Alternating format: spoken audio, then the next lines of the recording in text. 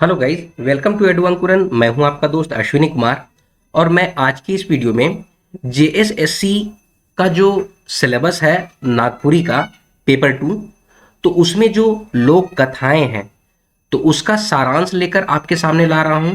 और इससे रिलेटेड जितने भी एमसीक्यूज बनते हैं वो मैं आपको अपने वीडियो में एडू अंकुरन चैनल के माध्यम से कराने जा रहा हूं। जितने भी जेएसएससी में नागपुरी से रिलेटेड क्वेश्चंस आएंगे, मैं जो करा रहा हूं उन्हीं में से क्वेश्चंस आएंगे। ठीक है, तो आप लोग मेरे साथ बने रहिए और अपनी जेएसएससी की तैयारी करते रहिए। तो आइए इस वीडियो को शुरू करते हैं। तो आज का जो वीडियो है वो नागपुरी सिलेबस के अकॉर्डिंग बन हिरनी कर बेटा जो लोक कथा है उसका सारांश मैं आपके सामने रखने जा रहा हूं। तो इसके अनुसार ई लोक कथा कर प्रस्तुति पीटर शांति नौरंगी नागपुरिया साहित्य नामक लोक कथा संग्रह में कर रहे हैं। बाद में एकर प्रकाशन अंगना में करल जाए है। तो इसका मतलब ये हुआ कि पीटर शांति नौरंगी वन हिरनी कर बेटा का जो प्रस्तुति है वो नागपुरिया साहित्य में पहले किए थे और बाद में इसी का प्रकाशन अंगना नामक एक बुक है। अंगना नामक बुक जो है आपको सिलेबस के अकॉर्डिंग पढ़ना भी है। जेएसएससी के सिलेबस में अंगना से ही इसको अंगना नामक बुक से ही इसको हम लोग पढ़ रहे हैं। तो उस बुक में इसका प्रकाशन करल जाए है, किया गया है। तो कहानी के अकॉर्डिंग राजा विक्रमादित्य राय के शिकार खेले के बड़ शौक रहे। उ अंखड़ वन में आपन आदमी मन कर संग शिकार खेले जाए ना। कहना चाहता है कि राजा विक्रमादित्य राय जो है उनको शिकार खेलने का बहुत शौक था और वो अंखड़ वन, तो अंखड़ का मतलब होता है बहुत घने वन, घना जंगल, उसको अंखड़ बोला जाता है।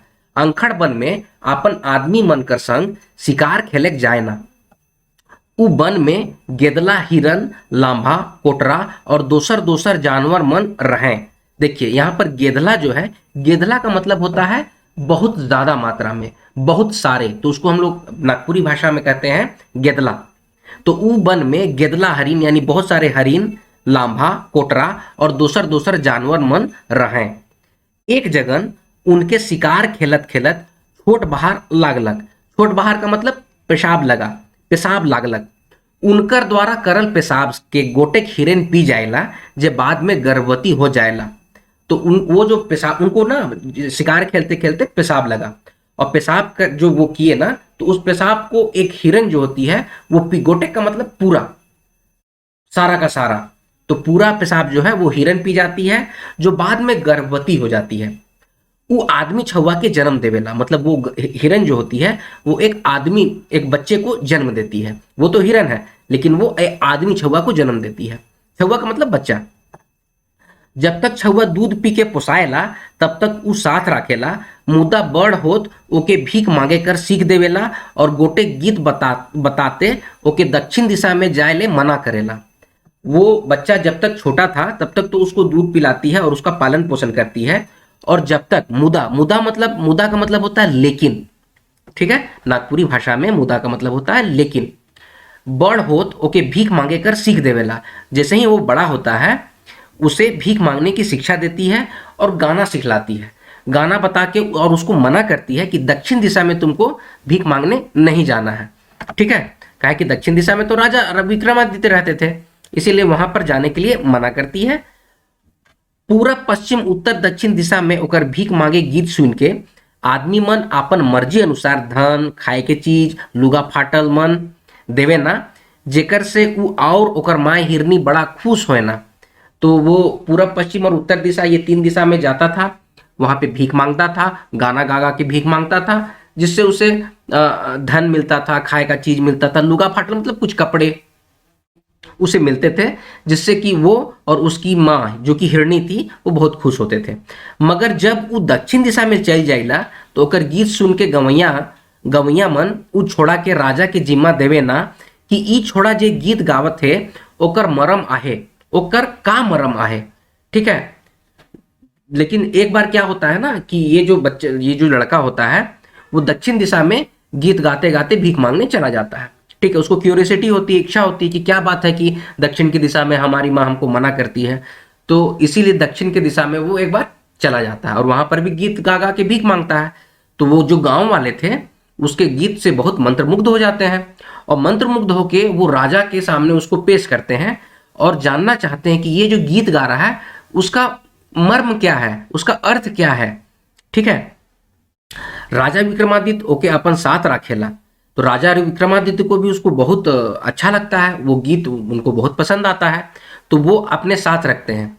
मगर उनका रानी मन ई चलते हिंसगा करे ना कि एक दिन ई छोड़ा कर चलते हमार बेटा मन के राइज पाइट से हाथ धोए पड़ी। राजा विक्रमादित्य उस लड़के को तो अपने साथ रखते हैं, लेकिन उनकी रानियां जो थी उनको इस बात की जेलसी होती है कि इसकी वजह से, इस लड़के की वजह से रानियों के जो बेटा है, रानियों के जो बच्चे हैं उनको राजपाट से हाथ धोना पड़ जाएगा। रानी मन ओके साजिश करके दोष लगाए ना कि ई छोड़ा बड़की रानी के गुलेल कर गोरहा से मार के डंडा तोड़ देलक। तो रानी उसके ऊपर एक साजिश के तहत एक दोषारोपण करती है कि ये जो लड़का है इसने गुलेल का गोरहा से, देखिए गुलेल जो होता है उसका गोरहा जो होता है वो मिट्टी का बनता है, मिट्टी का गोल गोल गोरहा बना के उसको धूप में सिखाया जाता है, तो वो गोरहा बने, वो पत्थर से भी ज्यादा मजबूत हो जाता है। तो वो गोरहा से मायर के डंडा तोड़ दे, डंडा मतलब होता है कमर, मायर के डंडा तोड़ देलक मतलब कि कमर तोड़ देलक, से ले ओके सजा मिले चाहिए। तो ये इस तरह का एक साजिश के तहत लड़के को सजा मिलनी चाहिए, ये बोल के उन लोग एक षड्यंत्र रचती हैं।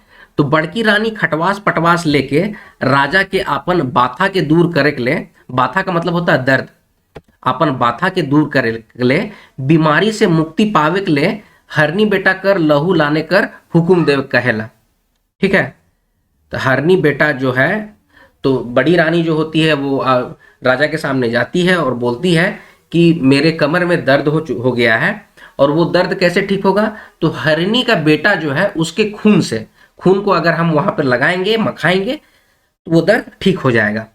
राजा बात कर भेद के समझ के अपन सिपाही मन के गोटे कुकुर के काट लहू लाने कहे ना। अच्छा, अब राजा भी जो थे, राजा तो राजा है, उन्हें समझ में आ जाता है कि भाई क्या चल रहा है, तो वो रानियों के षड्यंत्र को समझ जाते हैं और हिरनी बेटा कर लहू लाने की जगह पे वो एक कुत्ते का लहू लेके आते हैं और वो रानी को देते हैं। जब रानी लहू के लागल ठाव में मखाएला तो रानी कर बीमारी छू मंतर हो जाएगा।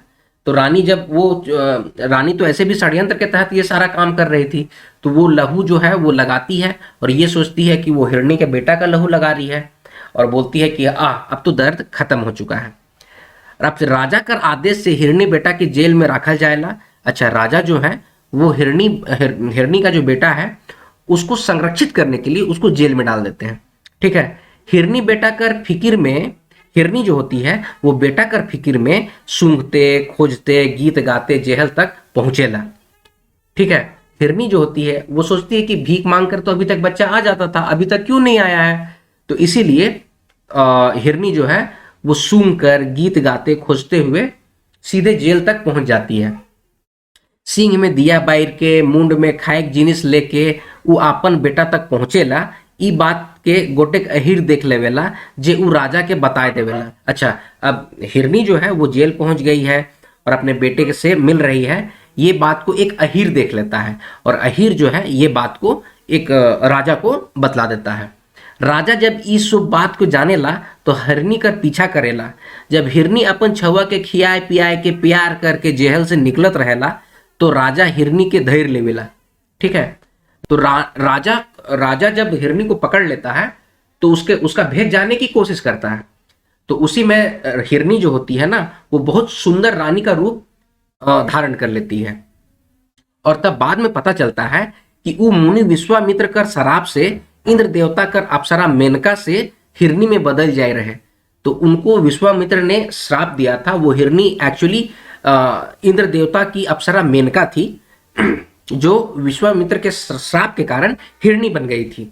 तब राजा ई मेनका कर कहल से रानी बढ़ के गड़बड़ी करवाए देवेला और जेहल से महल तक कर डहर में एक टेहुना सिंदूर बिछवाए के शान से महल के रानी बनेला। तो अब ये जो रानी थी, जो हिरनी से रानी का रूप धारण की थी, उसके कहने पर पूरे रास्ते में सिंदूर बिछाया जाता है और शान से रानी महल में जाती है और हंसी खुशी रहती है। तो यही इस कहानी का सारांश है। अब इससे रिलेटेड जितने भी एमसीक्यूज हैं वो मैं आपको अगले वीडियो में बताता हूं। तब तक के लिए आप लोग अपना ख्याल रखिए। जय हिंद।